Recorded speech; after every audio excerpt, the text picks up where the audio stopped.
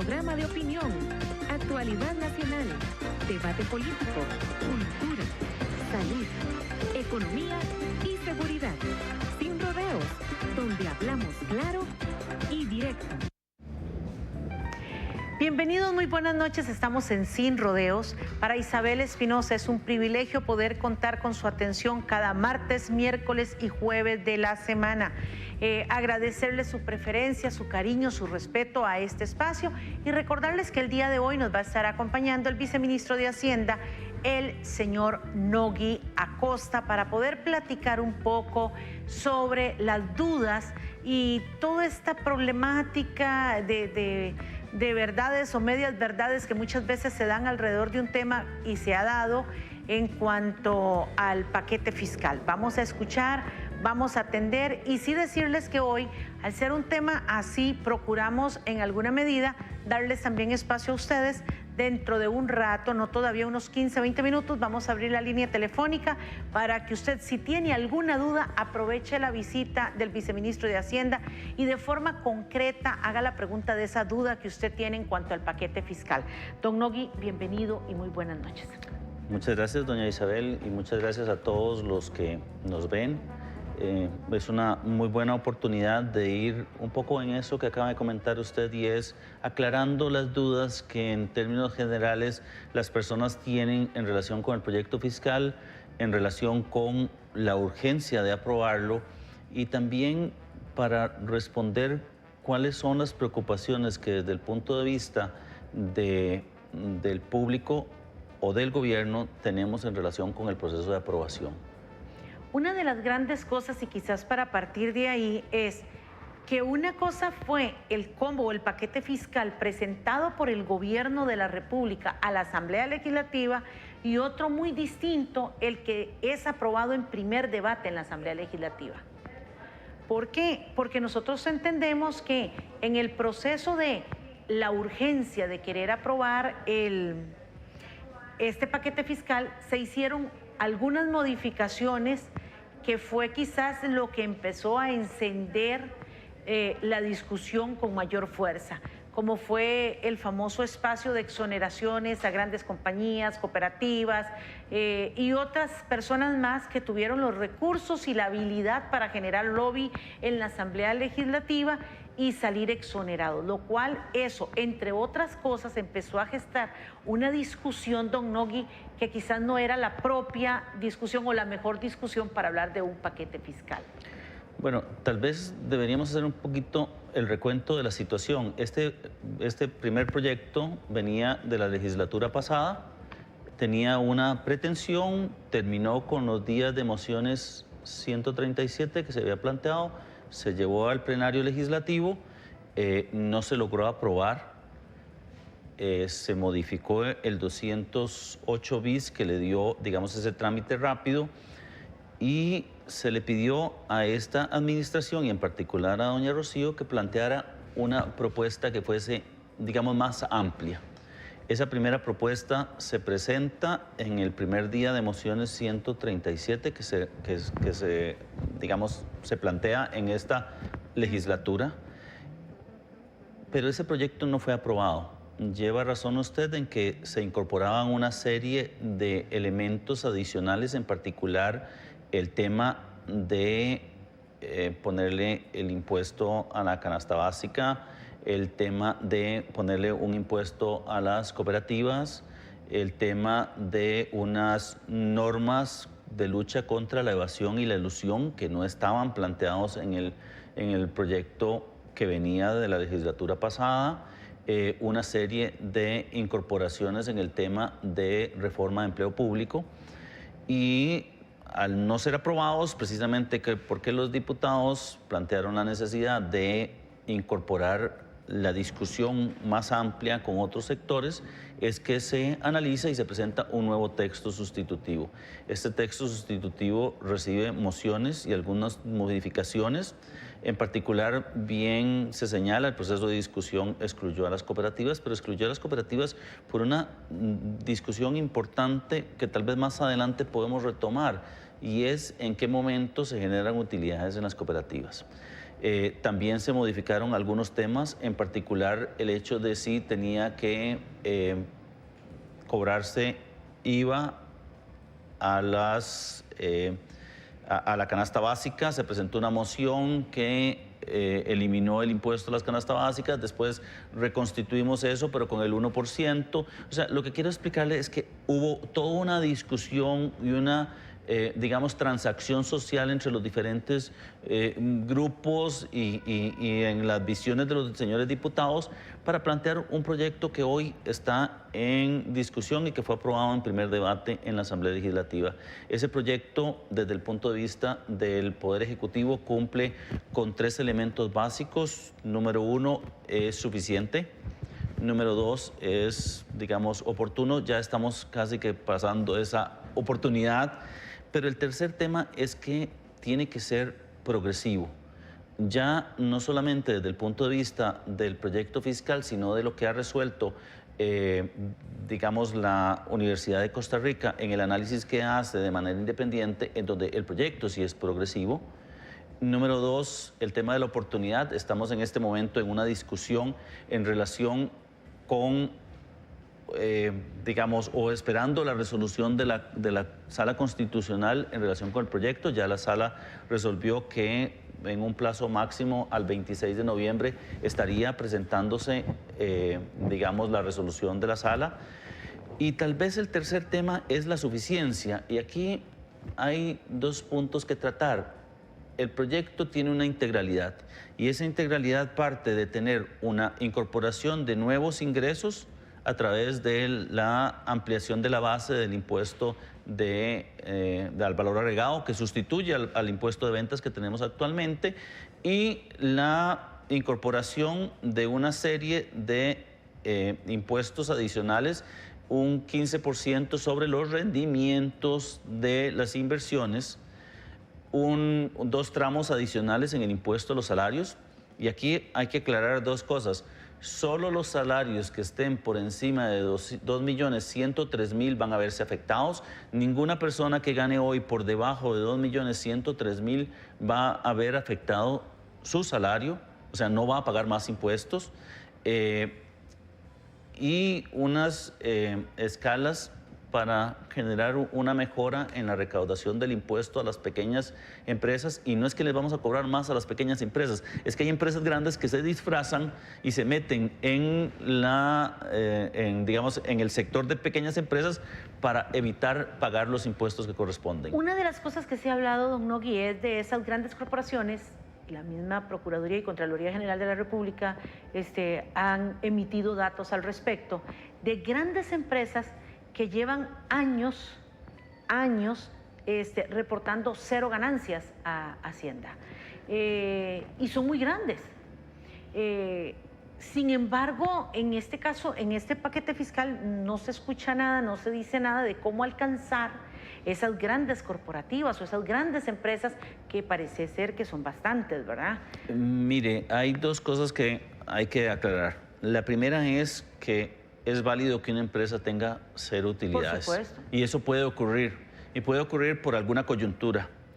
Lo que pasa es que yo no tengo en este momento herramientas para aquellos que lo hacen de manera, digamos, alevosa, en donde ellos tratan de disfrazar esas utilidades como gastos o tratan de tener empresas gemelas que una ubicada en un lugar en donde no paga renta y la otra ubicada en un lugar donde paga y entonces le transfiere las ganancias a la que no paga. Entonces, eso no lo tengo y eso me lo genera el proyecto fiscal, porque este proyecto fiscal, como una acción de parte de la señora ministra, fue incorporar la norma de subcapitalización que permite que las empresas no se sobreendeuden para drenar la base impositiva. Lo de las asimetrías híbridas, que lo que quiere decir esto es que usted tiene empresas que están ubicadas en lugares en donde ninguna de las 2 paga. Entonces usted tiene una empresa, por ejemplo, en un país declarado paraíso fiscal y esa empresa le transfiero yo mis rentas, como vienen del exterior no son gravables y la empresa local genera 0 utilidad. Entonces, ese es un mecanismo de elusión. También estamos generando lo que entenderíamos como, digamos, residencia habitual, para evitar que la gente y las empresas puedan llegar y decir que su negocio está en otro lado. Entonces, el dueño está aquí, pero tiene una empresa, digamos, virtual que aparece ubicada en otro país. Todo ese tipo de cosas que hoy, bien lo señala usted y bien lo señala la Contraloría, necesitamos atacar, es lo que se conoce como la evasión normativa, y son disposiciones que no me permiten llegar y capturar esas rentas.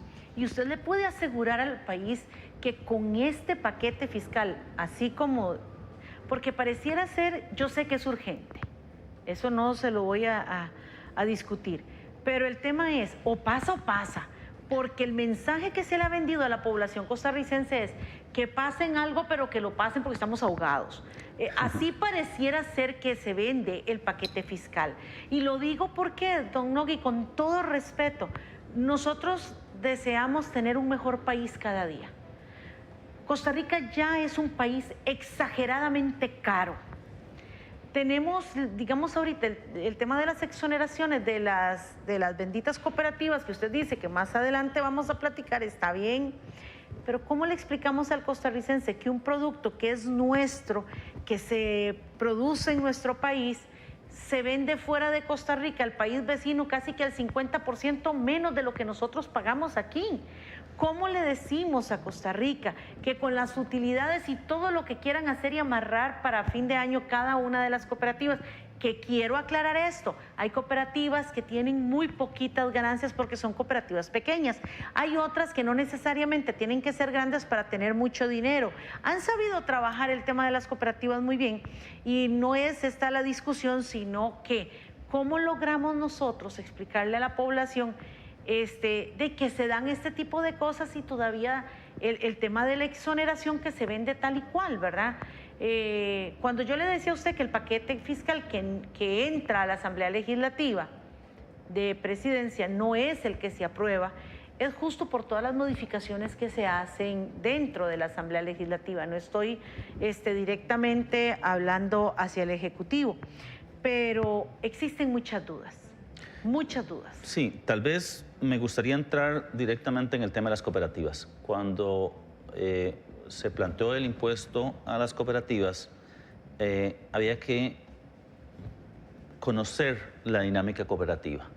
En este sentido, nosotros conversamos con los cooperativistas y ellos nos planteaban algo que es un tema interesante, y es que los dueños de las cooperativas son quienes generan esos excedentes y pagan renta cuando se distribuyen esos excedentes. Mientras están dentro de la cooperativa, siguen siendo, digamos, patrimonio de cada uno de los propietarios de la cooperativa, y se genera riqueza en el momento en que se distribuye. Entonces, el proyecto fiscal pasa de un 5% de impuesto a los excedentes de las cooperativas a un 10%.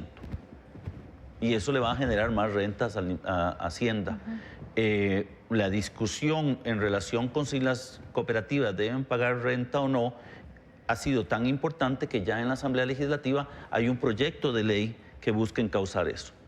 Y nos parece que la discusión es relevante desde el punto de vista de cómo la gente está percibiendo eso. Bien lo señala usted, en donde hay cooperativas de base que son pequeñas y que hoy no generan rentas importantes, pero hay otras que han ido creciendo y que esa evolución les permite tener, no sé, niveles de ingresos lo suficientemente altos para poder contribuir de una mayor forma al Estado. El segundo tema, por lo cual hemos vendido el proyecto como un tema urgente, es porque es urgente, no es por venderlo, es explicarle a la gente que el déficit para el próximo año proyectado es del 8% del PIB. O sea, a mí me va a hacer falta un 8% del PIB para cubrir todos mis gastos. Esto significa que para el otro año yo debería de alguna manera ver cómo financio 2.5 billones de colones que tengo que ir a captar al mercado para poderle entregar una pensión del régimen no contributivo a un señor, para poder financiar las universidades, para poder financiar la educación pública, para poder pagarle los salarios a los maestros, a los trabajadores de Hacienda, a los policías. Eso es lo que tenemos. ¿Sabe por qué? Porque nosotros a lo largo de la historia de este país hemos ido planteándonos un nivel de bienestar que es lo que consideramos razonable. Y entonces decidimos que la educación era un tema importante, que queríamos tener una población educada y decidimos darle educación a la gente pública y gratuita.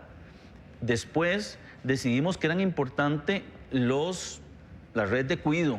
Y nos parece importantísimo darle sostenibilidad a estas redes de cuidado. Nos pareció que era importante el Patronato Nacional de la Infancia y decidimos darle recursos al Patronato Nacional de la Infancia, pero las rentas las cogimos de lo que ya teníamos. Y entonces empezamos a, digamos, arrancarle un pedacito a cada una de las cosas y a repartirlo. El problema es que cuando nos dimos cuenta ya no teníamos suficiente para repartir. Don Nogui, tengo que hacer una pausa, pero antes de ir a la pausa, no quiero dejar de lado varias cosas que usted ha mencionado. El tema del PAN y las redes de cuidado, situaciones que realmente vienen a generar en el país condiciones. Por ejemplo, el tema de las redes de cuidado para que mujeres puedan literalmente dejar a sus hijos bien cuidados o adultos mayores y poder ellos generar ingresos y no estar tanto dependiendo del tema IMAS, ¿verdad? O de la parte social del gobierno. Eso está muy bien, eso está muy bien. Pero usted me incluye el tema de la educación pública y ahí yo digo, Dios mío, yo quisiera creer en el tema de la educación pública. Yo pasé mi escuela, mi colegio, en la educación pública de este país, pues vengo de una familia de escasos recursos económicos, para no decirle escasísimos recursos económicos en su momento. Y no es que ahora sea rica ni tenga plata, pero por ahora me defiendo y trabajo. Pero la situación no es esa, don Nogui. La situación con la educación es, se trae a una persona y dice que los que somos pobres porque la educación pública no funciona. Y se hace una inversión como la que se hace en educación. Yo sé que ya ese no es problema suyo, que eso es tema de quienes deben de ponerle el cascabel al gato. Llega el actual ministro de Educación y dice, no, hombres, en el MEP está sobrando la plata, y agarra plata y se la pasa a la Universidad de Costa Rica. Y vemos que la Universidad Nacional, la Universidad de Costa Rica, universidades públicas de este país, que no tengo nada en contra de ellas, pero que les sobra el dinero como para construir plazas de la diversidad, como para construir aulas para yoga y hacer otro tipo de cosas que no necesariamente nosotros podemos decir, Dios, mientras hay gente con hambre, mientras hay personas o niños que llegan sin desayunar a las escuelas, mientras tenemos tanta bronca y nos dicen que hay que meterle más y más y más y más plata a esta situación donde no se está haciendo un estudio real en qué se está invirtiendo esa plata. Creo que ahí deberíamos de detenernos un momento y ver por qué, y cada vez es más. Esto es como ponerle agua a un canasto. Vamos a una pausa y ya volvemos con don Nogui Acosta, viceministro de Hacienda, para que nos explique a los que no logramos entender algunas cosas, y yo espero en esta noche lograr entender mucho. Ya volvemos.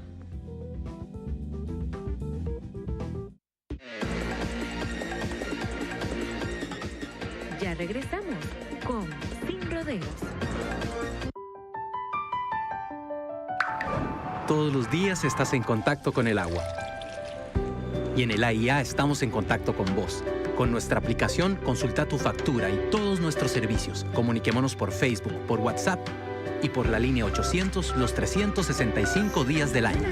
Así siempre estarás en contacto con el agua.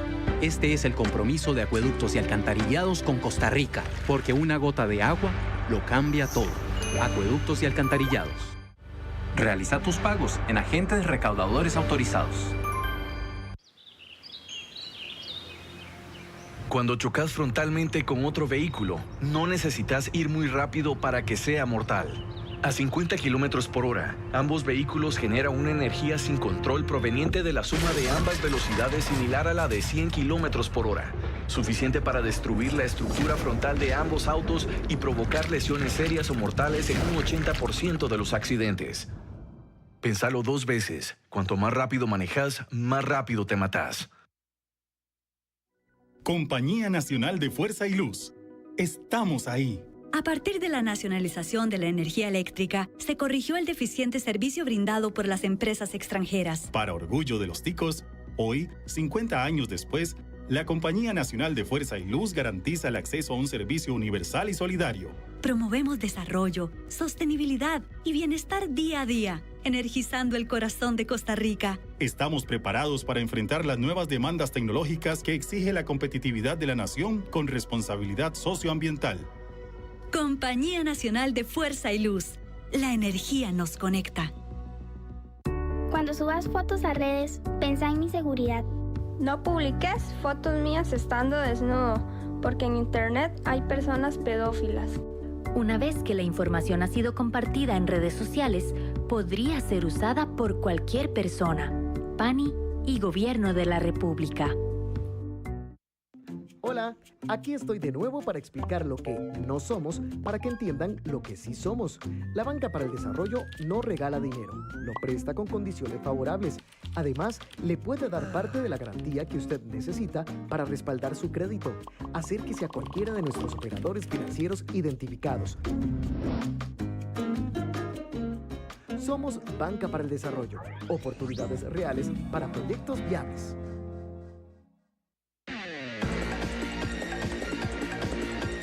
Continuamos con Sin Rodeos. Continuamos en Sin Rodeos en esta noche con el viceministro de Hacienda, el señor Nogui Acosta. Y don Nogui, es imposible no preguntarle a usted esas cosas, porque exactamente esas son las cosas que cuestionan y se preguntan algunos costarricenses. Entonces me veo en la obligación de decirle, don Nogui, ¿cómo se le puede explicar a la gente estas cosas? Donde tenemos a los gobiernos locales, en ese caso, siendo como los grandes ejes de acción para el tema de la infraestructura de educación, de las escuelas y colegios que están en cada uno de sus cantones. Y mientras tanto, cada año yo creo que usted no me puede desmentir frente a cámaras que termina el Departamento de Infraestructura del MEP con miles de millones de colones porque no se gastan. Entonces, y si nos vamos a las universidades públicas, cómo cada vez se requiere de más dinero para una mejor educación, y que yo, por favor, no estoy en contra de eso. Quiero decir que necesitamos tener las personas mejores capacitadas y todo, pero que se invierte el dinero en educación. Bueno, doña Isabel, usted me pregunta algo que es difícil y fácil de responder, y le voy a decir por qué es difícil de responder, y es cómo hago yo para justificar el gasto que hacemos en educación si uno no puede ver los resultados. Y los resultados tienen que ver con no solamente tener una educación de calidad, sino también generar una movilidad social en las personas. Bueno, la educación cumple ese rol. Yo soy resultado de la educación pública. Muchas personas hoy tienen muchos mejores trabajos a través de la educación pública. ¿Y por qué hacemos eso? Porque el elemento básico que le da a la gente la posibilidad de acceder a mejores empleos es educación. Y por eso el Estado consideró que era importante. El tema por el cual es, complicado responder la pregunta es cómo hago yo para hacer una rendición de cuentas. Y creo que hoy la sociedad es mucho más clara en que tiene que exigir una verdadera rendición de cuentas en relación con cómo gastamos los recursos y cuál es el impacto social que tienen. Ahora usted hacía algunas aseveraciones en relación con las universidades públicas. Me parece que es razonable analizar cuáles son los resultados de las universidades públicas, y me parece que la sociedad tiene que saber ese tipo de cosas. Bueno, dentro de esta discusión que tenemos hoy en relación con el proyecto fiscal, hay temas trascendentes, y es cómo podemos llegar y financiar esa educación que genera movilidad social hacia futuro. Y decía usted del tema de la participación de las municipalidades. Yo celebro que las municipalidades colaboren con educación. Hay otros países en los cuales la educación está en manos de las municipalidades y es un tema interesante. Bueno, que debería de replantearse que ya que siempre termina el MEP con un superávit en esa oficina de infraestructura, que porque esos dineros no los trasladan a los gobiernos locales para que ejecuten y se descentralice un poco el asunto. Bueno, si fuera del caso, eso podría ser un tema para tratar más adelante. Claro, pero es un tema de lo que en algún momento hemos planteado desde el Poder Ejecutivo, y es que el proyecto fiscal lo que nos está dando a nosotros es la posibilidad de tener una estabilidad macroeconómica para abordar la discusión de cuál debe ser el Estado que queremos. Y esa participación de las municipalidades es un tema muy importante desde el punto de vista de la descentralización y de la posibilidad de hacer una mejor gestión de los recursos públicos. Por eso. Vea, la gente está muy preocupada y la gente se pregunta, ¿quién va a pagar la mayoría del plan fiscal? ¿Quiénes somos? Porque se dice que los que menos tienen, aunque nos tratan de vender el tema del que más tiene va a pagar más, salen otros y dicen, no, esa ecuación no da. Entonces, ¿por qué no da esa ecuación? Porque lo que se requiere es pagar diferente. O sea, pareciera ser que los que siempre pagamos somos los que vamos a seguir pagando porque dicen que echa la ley, echa la trampa. No estoy de acuerdo con eso. Mire, hay dos temas que son importantes de ver. Vuelvo a reseñar el tema del Instituto de Investigaciones en Ciencias Económicas de la Universidad de Costa Rica. Hizo un análisis pormenorizado del proyecto fiscal. Su conclusión es que en su conjunto, y es un tema que hay que decirlo, en su conjunto lo van a pagar los que más tienen. El análisis que ha hecho el Ministerio de Hacienda da que el 80% de lo que corresponde a los hogares lo va a pagar el 20% de los hogares con más recursos. Entonces, ¿qué es lo que estamos viendo? Son aquellos hogares en donde los salarios son de más de 2 millones de colones quienes van a pagar una mayor proporción porque lo van a hacer a través del impuesto de renta, porque lo van a hacer a través de los ahorros que pueden tener. La proporción que corresponde pagar a los, digamos, deciles más bajos están relacionados con el cobro del IVA. Pero aquí hay que señalar algo, y es que mucho de la canasta que hoy vamos al supermercado y la compramos tiene un componente de productos que no están exonerados. Entonces, por ejemplo, si de una canasta normal de 50,000 colones por mes, que es más o menos la canasta básica, el 80% está exento y hablamos que el 80% son 40,000 colones, el impuesto que le vamos a poner al valor agregado a esa canasta es del 1%, o sea, son 400 colones. Entonces, en lugar de pagar 50,000 colones, va a pagar 50,400. Pero, don Nogui, yo asumo que usted es jefe de familia. Sí. No entremos en detalles personales, pero cuando usted llega al supermercado, ¿qué compra usted con 50,000 colones de la canasta básica? Mire, he de ser honesto, va a comprar arroz, frijoles, digamos, lo que pueda consumir. Estoy haciendo una valoración porque yo le voy a decir que la canasta depende del nivel de ingresos de las personas. Entonces, probablemente la canasta que compre yo va a ser diferente de la canasta que va a comprar una persona. Pero lo interesante de esto es que muchas de esas personas dependen de las ayudas del Estado para poder completar sus ingresos. Sí, y ahí es un tema que tenemos que plantearnos. Hoy el Poder Ejecutivo está comprometido en relación con este proyecto de dar 3.500 pensiones más del régimen no contributivo, que va a tener una incidencia importante en el tema de pobreza. ¿Pero por qué lo hace? Por una razón, porque sin chocolate no hay cacao. Y entonces, en este sentido, toda la política pública que tiene que ver con ayudarle a los grupos más vulnerables hace el Estado desde la recaudación de impuestos. Si no logramos recaudar impuestos, no hay posibilidades de darle transferencias a esos grupos. Y en ese sentido, eso es lo que tiene importancia el proyecto. Para ver este tema, yo creo que se ocupa como un mes realmente para ir abordando tema por tema. Pero uno de los temas que la gente se pregunta es si le van a poner impuesto a los alquileres. hay personas que hasta se rieron cuando salieron y hablaron de alquileres de 37,000 y algo de colones. O sea, todo el mundo dijo, dígame a dónde están para irme, porque entonces de ahí, con lo que se pagan con los alquileres ahora, casi que fue risible el tema de los 37,000 colones y algo. Entonces, vamos a una pausa y vamos a ver el tema de si se le va a poner impuesto a los alquileres y si esto es así, a cuáles alquileres se le va a poner, ya que el Estado costarricense es, podríamos decir que de ahí es como el mayor oferente, el que más contrata alquileres, ¿verdad? Y que casi que está monopolizado los alquileres del Estado. Así es que vamos a una pausa y ya volvemos.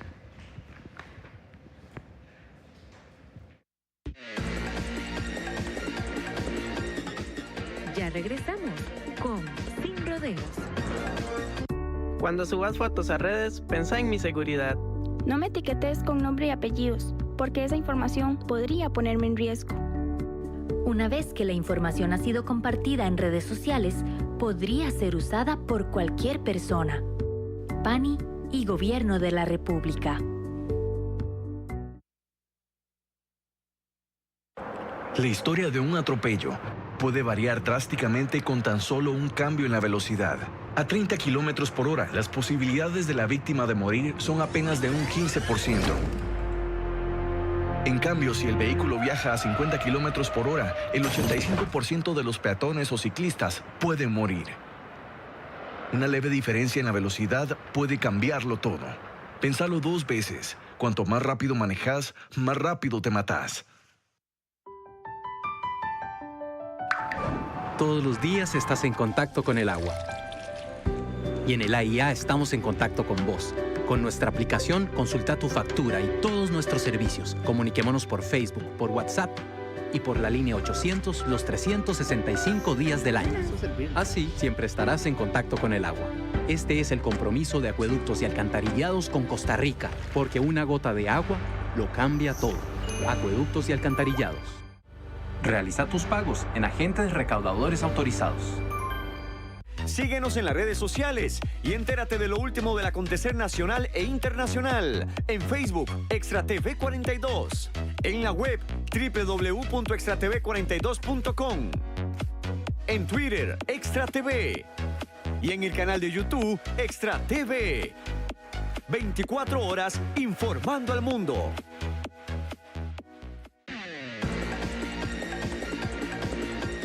Continuamos con Sin Rodeos.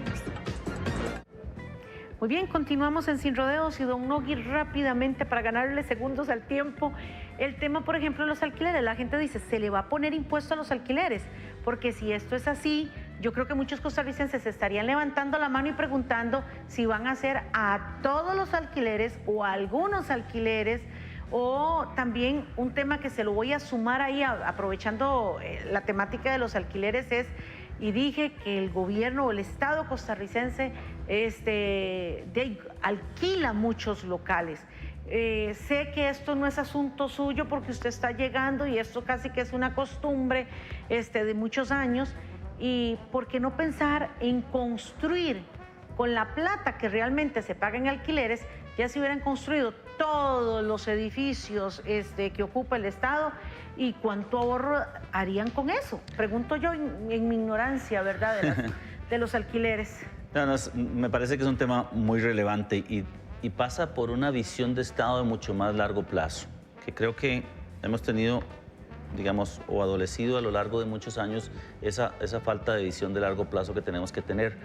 Hoy existen mecanismos que nos permiten ese financiamiento y creo que es un tema que debe analizarse con detenimiento. En relación con la pregunta que hacía usted, y importante que lo conozcan los costarricenses, solo los alquileres que sean mayores a 1.5 salarios base, que es aproximadamente 650,000 colones, van a pagar impuestos. Y esto es importante señalarlo, es aquellos alquileres que sean alrededor de más de $1,000. Cualquier alquiler, tanto para casa de habitación como para que pequeña empresa que esté por debajo de ese monto, no va a pagar impuesto al valor agregado. Lo pagarían los que están por encima de este monto. Y además los va a pagar el Estado, porque una de las cosas que es importante señalar es que con el proyecto de ley el Estado va a pagar el impuesto al valor agregado. ¿Y por qué es importante que lo pague? Porque muchas empresas le venden al Estado y no declaran esa, digamos, las ganancias que quieren. No sé cuál es el valor agregado que le dio él para poderlo, o pedirle que me lo pague o poder evidenciar, digamos, las rentas que tienen. Yo creo que es un tema relevante de ver. Las personas pueden estar tranquilas, aquellas que tengan alquileres por debajo de 650,000 colones no van a tener que pagar impuesto al valor agregado. Muy bien, solo aquellos después de los 600 y algo de 1,000 de colones. Don Freddy Azofeifa escribe a Sin Rodeos y dice: las exoneraciones, la evasión, el control de burla en aduanas y corrupción. Dice que por qué no habla de eso, que ahí la evasión está a la orden del día y que también, por supuesto, los alquileres en Hacienda son millones los que se gastan en alquileres. Mire, hay dos temas aquí que es importante de señalar. El gobierno anterior aprobó la ley contra el fraude fiscal, nos dio herramientas para luchar contra la evasión. Este proyecto de ley incorpora una serie de disposiciones para luchar contra la elusión, que hay una diferencia importante. Evasión es aquel que no paga los impuestos que por ley le permite, y elusión es aquel que usa los huecos que existen en la regulación para no pagar impuestos. Bueno, necesitamos herramientas, tenemos las herramientas, este gobierno está comprometido, lanzó un plan de lucha contra la evasión y la elusión fiscal, estamos haciendo acciones importantes para poder tener los mecanismos de inspección no intrusiva que se está trabajando, y digamos, el norte es tenerlos en esta administración, un poco para luchar con la, digamos, potencial evasión que puede existir en aduanas. Tenemos acciones importantes en contra del contrabando, estamos haciendo acciones importantes en contra de la evasión, muchas acciones sobre todo desde el punto de vista del cobro judicial, en el cual hemos llevado ya bastantes acciones, embargos, juicios, en donde las empresas que están en estas condiciones se han acercado a hacer arreglos de pago. Es un tema importante desde el punto de vista de Hacienda. Creo que hemos hecho cosas importantes, pero necesitamos más herramientas y este proyecto fiscal las tiene. Una de las cosas, bueno, nuestra compañera aquí de Diario Extra, María Siu, escribió hoy una nota donde dice que el gobierno reconoce error en cifras fiscales. Ejemplo que usted le reconoce al diputado José María Villalta, que hubo un error material sobre las cifras de evasión y elusión fiscal. Aprovechando que usted está aquí, ¿cuál es ese tipo de error y realmente cómo estamos? Porque los números no calzan con los que efectivamente el Fondo Monetario Internacional habla de las brechas que tenemos. Sí, aquí hay que hacer una aclaración importante, que fue un lapsus en el momento en el cual estábamos en un debate y yo dije 6.4 en lugar de decir 4.6, que es lo correcto. Este es el último estudio que hizo el Fondo Monetario Internacional en relación con la evasión fiscal en el país. Y por eso para nosotros es importante señalar dos cosas. Este estudio del Fondo Monetario es muy importante porque es el último estudio que tenemos en relación con la evasión en el país. Hay que aclarar que este estudio no incorpora a las personas físicas, precisamente porque no tenemos un mecanismo para perseguirlas, que sí tendríamos con la aprobación del proyecto fiscal, porque tendríamos la obligación de emitir facturas. Y en este sentido, por eso es muy importante para nosotros la ampliación de la base a los servicios, porque nos va a permitir encontrar a todos esos profesionales liberales que hoy me declaran cero, que hoy me declaran pérdidas, o que de todas maneras no me declaran ningún tipo de ingresos. Y eso es un tema muy importante, porque hay una alta evasión en este sector que nos va a permitir, con la aprobación del proyecto fiscal, llegar a esos. Don Nogui, si el plan fiscal, porque usted dice que ya el tiempo, que es uno de los factores, ¿verdad?, que había que trabajar con más cuidado, casi que se nos está yendo, ¿verdad?, para el tema del 2019. Si el plan fiscal llegara finalmente a aprobarse, ¿a partir de cuándo comenzará a notarse en la disminución del déficit proyectado? ¿En qué momento se comenzará a implementar el IVA en lugar del impuesto de ventas? Mire, nosotros estamos planteándonos que para el 2019 tendríamos un rendimiento del plan fiscal de alrededor de 1.5 puntos porcentuales del PIB. Eso por dos razones. Primero, por una amnistía que está incorporada en el proyecto fiscal, que me daría alrededor de 0.5% del PIB, y medio punto que estaría determinado principalmente por el impuesto de renta que se podría empezar a recaudar inmediatamente. Los diferentes efectos se irían sintiendo en el 2020 y 2021 para cerrar con digamos, como el potencial de recaudatorio, que es alrededor de 3.5, 3.7% del PIB para el 2022. ¿Dispone ya el Ministerio de Hacienda de las herramientas necesarias para hacer efectiva la devolución del impuesto del valor agregado a los sectores más pobres de la sociedad? ¿Cuánto representarán en términos de costo para la institución su supuesta práctica o en práctica? Mire, hay dos esquemas de devolución. El primero es, en el caso del impuesto a la salud, que sería los médicos, los hospitales, etcétera, en donde la persona que pague con tarjeta, sea de débito o crédito, va a ver reflejado en el voucher la deducción, la devolución inmediata. Ya lo estamos trabajando con las empresas digamos, las empresas que generan las tarjetas. En el caso de los deciles 1 y 2, como el impuesto a la canasta básica quedó en el 1%, los mecanismos de devolución serían muy pequeños. Estaría devolviéndole 300, 400 colones a las personas por mes, y eso tiene un costo muy alto. Entonces, el Poder Ejecutivo decidió que era mejor juntar todos esos pequeños montos y financiar 3.500 nuevas pensiones del régimen no contributivo.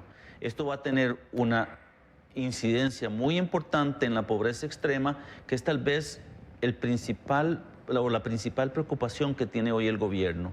¿Por qué es la principal preocupación? Porque la pobreza se combate con crecimiento económico, que uno de sus bases es la estabilidad macroeconómica, y por eso el plan fiscal es importante, pero la pobreza extrema, que es aquellos grupos que por diferentes razones no pueden salir de esa situación, requieren ayuda del Estado, y por eso el mecanismo de generar esas 3.500 pensiones del régimen no contributivo son importantes para poder incidir en la pobreza extrema.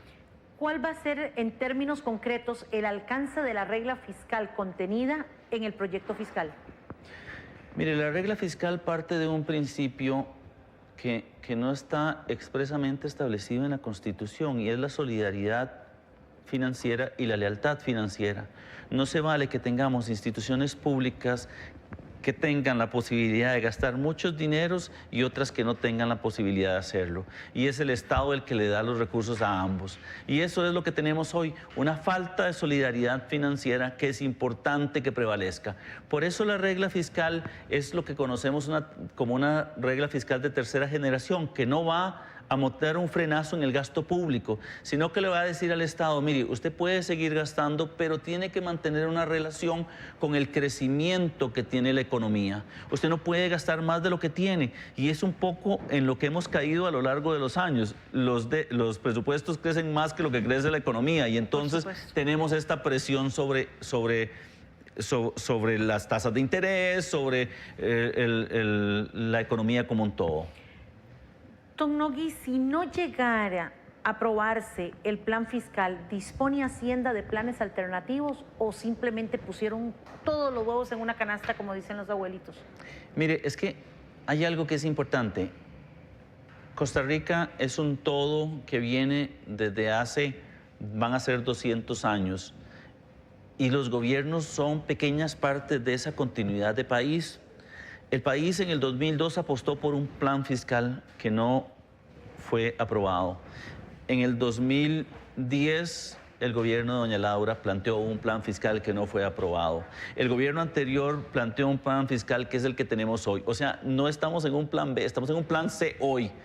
El problema que tenemos es que en cada una de esas etapas había una, digamos, holgura para poder tomar decisiones. Hoy ya no la tenemos. Y por eso este proyecto fiscal plantea un escenario para poder darle un golpe de timón a la crisis que se avecina.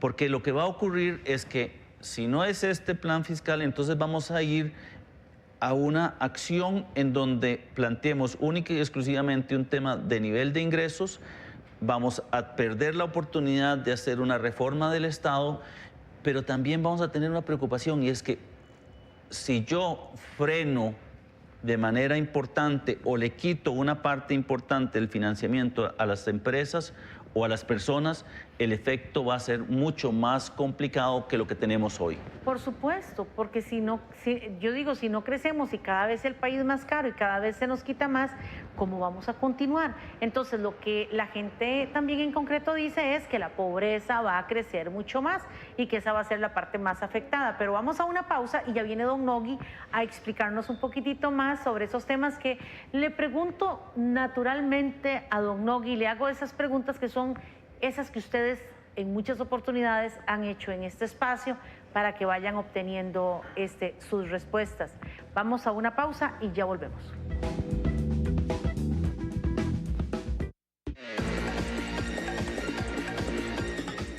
Ya regresamos con Sin Rodeos. Cuando subas fotos a redes, pensá en mi seguridad. Pone en privado las fotos que subís para que las vean solo personas cercanas, porque esa información podría usarse para dañarme. Una vez que la información ha sido compartida en redes sociales, podría ser usada por cualquier persona. PANI y Gobierno de la República. Todos los días estás en contacto con el agua. Y en el AIA estamos en contacto con vos. Con nuestra aplicación, consulta tu factura y todos nuestros servicios. Comuniquémonos por Facebook, por WhatsApp y por la línea 800 los 365 días del año. Así, siempre estarás en contacto con el agua. Este es el compromiso de Acueductos y Alcantarillados con Costa Rica, porque una gota de agua lo cambia todo. Acueductos y Alcantarillados. Realiza tus pagos en agentes recaudadores autorizados.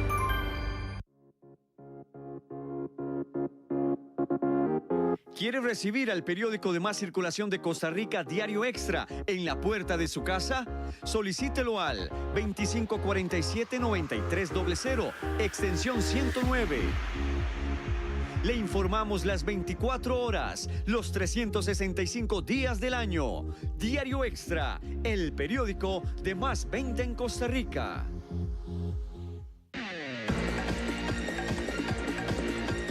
Continuamos con Sin Rodeos. Muy bien, continuamos y agradecemos que ustedes se mantengan ahí con nosotros. Por factores de tiempo, les voy a rogar el número de teléfono para que usted se comunique. Está en la pantalla de su televisor, 9053987288. Vamos a recibir 2 llamadas. Por favor, hagan sus preguntas en concreto. Una pregunta, por favor, y a ver si logramos las 2 llamadas. Así es que ahí está, y está disponible la línea para ustedes, las 2 primeras llamadas, para que ustedes puedan consultarle también a don Nogui. Don Nogui, mucho del discurso que se ha venido dando fue el que le dije anteriormente de la pausa, que con este plan fiscal lo que van a crecer son los pobres. Mire, yo quiero aclarar algo que es importante. Del 2017 al 2018 hay 54,000 hogares en pobreza, y eso se dio por la desaceleración económica, sin plan fiscal. La pregunta es, ¿cuál sería la tendencia si no logramos estabilizar las finanzas públicas y darle un poco de certidumbre a los inversionistas, dar unas mejores condiciones, evitar que se dispare la inflación, evitar que la devaluación siga? O sea, hay temas que son relevantes para las personas, y lo que está ocurriendo es un poco lo que hemos venido diciendo. Necesitamos que el plan fiscal se apruebe, porque es la forma en la cual vamos a poder empezar a darle certidumbre, empezar a darle, digamos, buenas noticias a la inversión de que este país está dispuesto a socarse la faja y a poder entrar en una, digamos, en un círculo virtuoso de crecimiento económico. Tenemos a don Freddy que nos llama de Ciudad Colón. Don Freddy, muy buenas noches. ¿Cuál es su pregunta, por favor? Bueno, buenas noches. Buenas noches. La pregunta es la siguiente: ¿por qué en el tema fiscal no se habla de los alquileres del Estado? Son millones que se erogan mensual y anualmente sobre todas las instituciones del Estado, donde se podrían inclusive pagar hasta más de 500,000 becas en Avancemos, más de 21,000 millones en más de 20,000 bonos de vivienda, y este tema no se toca. Además, otro punto importante, el señor dice de la evasión, la ilusión y todo, los controles son pésimos. Se han planteado escáneres en las aduanas, mejores controles, se han planteado las propuestas en la Asamblea y simplemente el gobierno no las apoya. Entonces, hay un trasfondo de esto. Quieren empobrecer más a la gente, y los grandes consorcios, piñeras y otros aglomerados como cooperativas no pagarán más. Muy bien. Muchas gracias, don Freddy. Mire, 3 cosas. El proyecto incorporó por una moción de los diputados una obligación de que los escáneres, como se le conocen, tienen que estar, digamos, implementarlos el gobierno en un plazo perentorio. Ya de por sí el gobierno tiene, a través de la Comisión Nacional de Facilitación del Comercio, una estructuración de los carteles para la compra de estos escáneres. El segundo tema, y bien usted lo señala en relación con los alquileres del Poder Ejecutivo, el tema aquí es, si yo dejo de alquilar, ¿dónde pongo la gente? O sea, hoy tenemos que tener esa visión de largo plazo de cómo vamos a ubicar a las personas y de cuál es el tipo de Estado que queremos, y digo Estado en la infraestructura. Brasil creó una ciudad específicamente para ubicar al sector público. Nosotros tenemos un poco que plantear cuáles deben ser la infraestructura necesaria para brindarle servicio a las personas. A veces decimos que por aquí alquilamos lugares, pero preferimos tener a la administración tributaria cerca, preferimos tener a los servicios públicos cerca. Entonces hay una discusión de si los edificios deberían ser míos o no. Bueno, la situación que tenemos hoy es que sí es cierto que hay una serie de alquileres que deberíamos racionalizarlos y que hemos acometido eso de manera importante. Y el tercer tema es que en la Asamblea Legislativa hay un proyecto de ley, iniciativa de los diputados, para cobrarle impuestos a las cooperativas. Don Alberto de San José, muy buenas noches. Don Alberto. Don Alberto, ¿cuál es su pregunta? Isabelita, es que usted no se ha referido al alcance de la huelga, que se han perdido miles y miles de millones por esta huelga. Ok, por el tema de la huelga, muy bien. Entonces, ¿cuánto dinero creen ustedes, que por ahí va la pregunta de don Alberto de San José, se han perdido con la huelga? Mire, cifras, creo que en algún momento el Ministerio de Comercio Exterior había hecho algunos datos. No tengo certeza en este momento de cuánto. Lo importante de señalar es que muchísima gente ha perdido inversiones, ha generado una serie de incertidumbres, pero principalmente creo que el problema de la deuda es la educación, y de todos esos muchachos que hoy están en sus casas y que no saben si van a ganar el año, si no lo van a ganar. ¿Cómo podríamos decir que esos muchachos están preparados para pasar el curso o eventualmente no saber si lo ganaron o no? Y creo que ese es el principal daño. El principal daño de la huelga ha sido la incapacidad de ponernos de acuerdo y de conversar. Creo que el impacto va a ser a futuro de esos muchachos Y no solamente de eso, sino de la confianza que tenemos que tener a las instituciones públicas, a los educadores y de cómo este país se construye sobre la base del respeto. Don Nogui, ya el tiempo nos alcanzó, pero tengo que hacerle una última pregunta. Algunas personas expresan que este paquete fiscal solo es como ponerle un remiendo de tela vieja a un vestido nuevo. ¿Por qué? Porque dentro de 1 año y medio, 2 años, estaremos exactamente en las mismas condiciones. ¿Qué le responde usted a esas personas? Mire, creo que hay que hacer una lectura muy crítica del proyecto fiscal y eso es hacer una lectura simplista desde el punto de vista única y exclusivamente de los ingresos. Es cierto, los ingresos no son muchos, pero lo que no queremos es que a través de los impuestos le quitemos capacidad a las personas para poder consumir, para poder generar riqueza en el caso de las empresas, sino que también queremos incorporar una parte que corresponde al Estado como tal. Hay 2 elementos fundamentales. Número 1, entramos en un proceso de control del empleo público, pero principalmente planteamos la regla fiscal como un elemento en el cual el Estado va a tener que ponerse en cintura.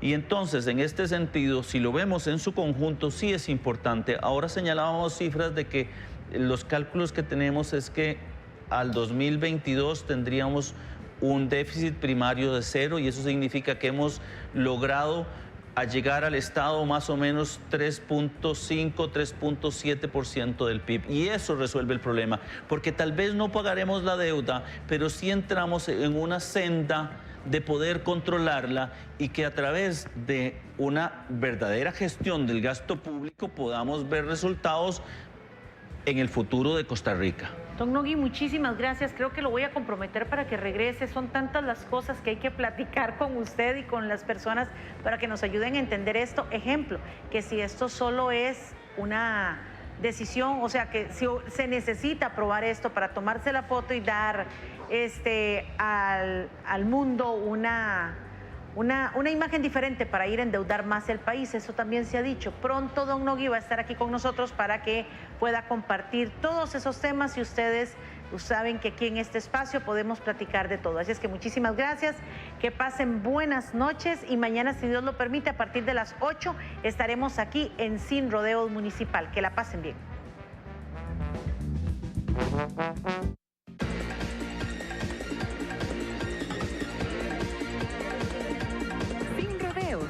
Un programa de opinión, actualidad nacional, debate político, cultura, salud, economía y